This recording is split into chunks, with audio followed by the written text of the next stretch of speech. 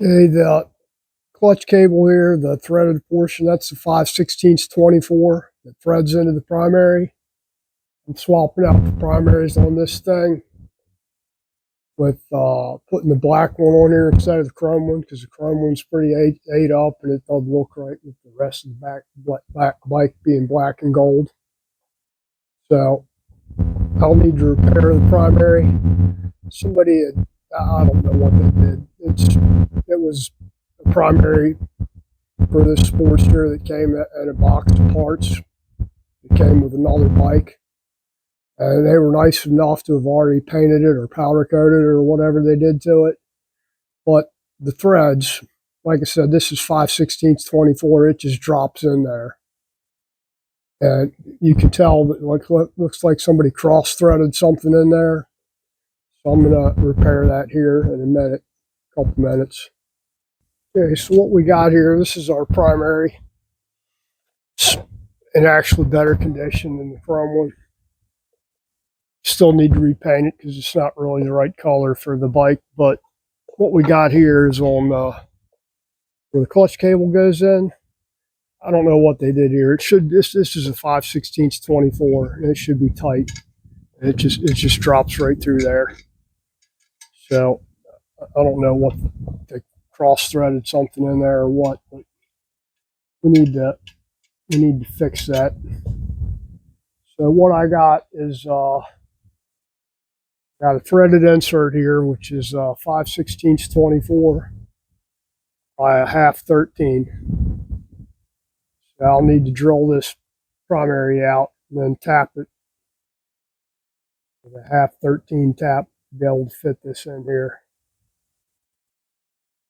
So I'm going to start off with see what size I can get in here. Okay, that's a 3/8 right there. So we'll start off with the 3/8, just run some, and then we'll step it up to the next size, and then we'll step it up. Our final drill size for a 1/2 13 tap is 15-30 seconds. Do a little kerosene on here as a lubricant.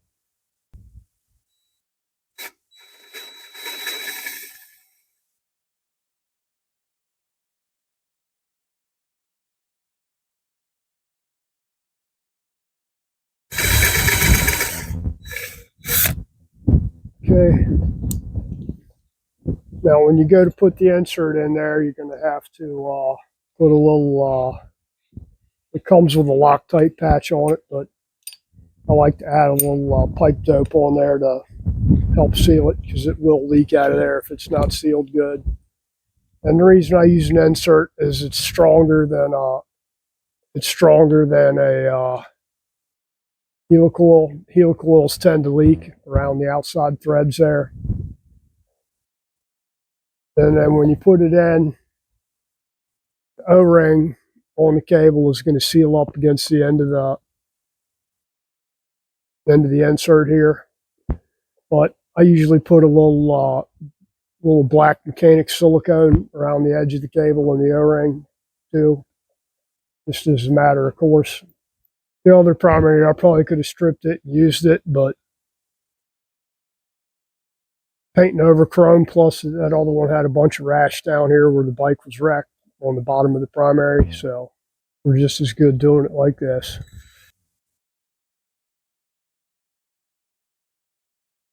Need to go a little bit more on that.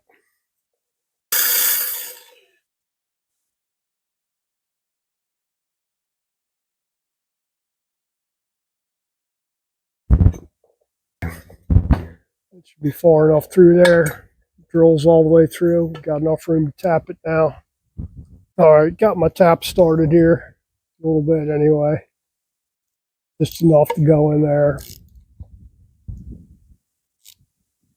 So I'm just assuming that you guys know how to tap. We get it started. We go in a couple 3 threads. And then back it out a little bit. Break the threads.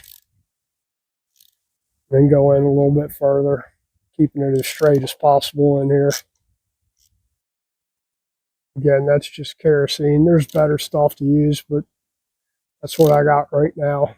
It's sitting here, so that's what I'm using. Tap Magic works good. It stinks though, but works really well. And you can use a helical in here, like I said though. This is a more permanent repair than a helical. It's not like you're gonna have it in and out a lot, but it just works better with an insert. And they've got different size inserts. This is one they had local there at the Napa. They do actually make one that's a little bit smaller than this. It's a 5/16, but it's a 7/16 OD or thereabouts. A little bit bigger than 7/16, I think, but I don't remember exactly what size it is. But I think with those, you have to get a special tap for them to be able to use them with the tie inserts. Then I'm going to paint this thing over again. I'll rough it up slightly and paint it with what I got that matches on the bike, which is like a flat black, I believe. This one's a little glossier than what I have on there. So it kind of stand out if you put it on the bike. It's black, but it's not going to stand out because it's shinier than everything else. Make sure that's all the way through there and that my insert's going to go in all the way. And then after we get this thing back together, we'll give it a good bath before we paint it. Blow it off there and clean it up real good and make sure we ain't got no debris anywhere in here. And I really need to replace this shoe too. This one's worn pretty good as well. Right there. It's probably about the same as the other one. They're both worn. So I need to get another one of those shoes for the primary chain. You see how far we're actually going through here, that we got the right depth for the insert.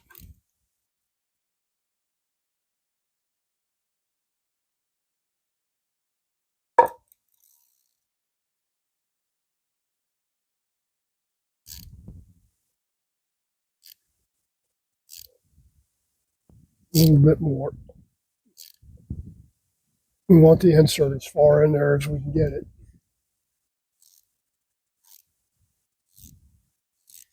Make sure it actually seats up against the edge here. Okay, we got it all cleaned off now.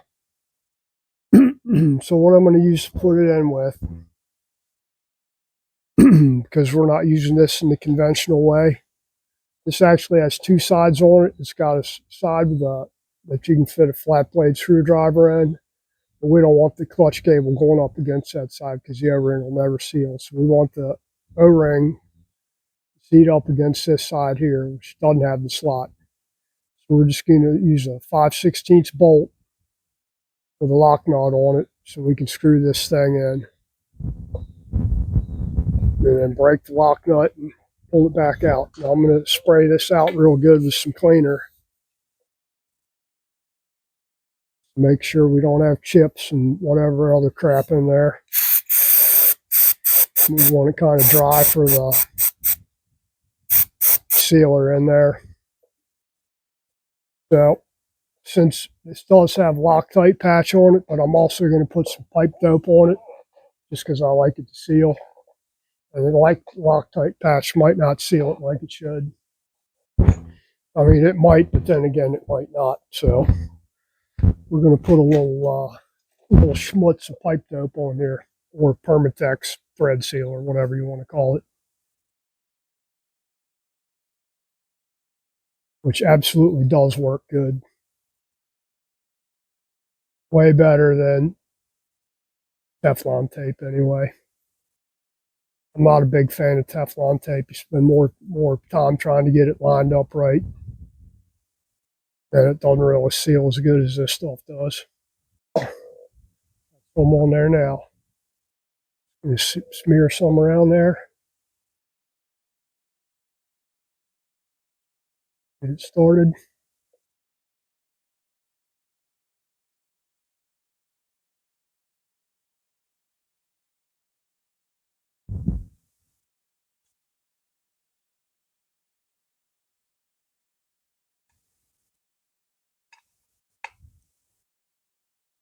And that should be in there good.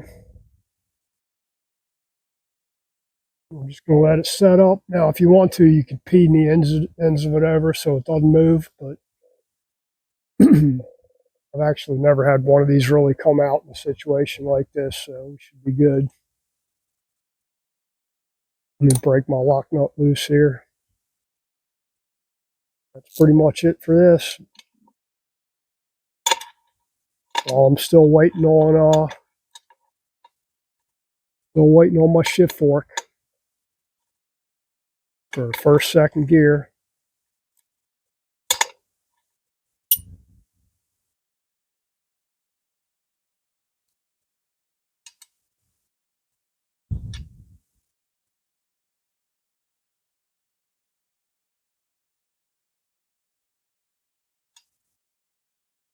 We got enough recess in there. Oh yeah, it's perfect for the O-ring to go in. Almost like it was meant to be there.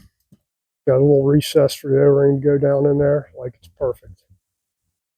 And what we'll do, I always do it on these anyway. When I go to put it in, I'll put a new O-ring on the clutch cable.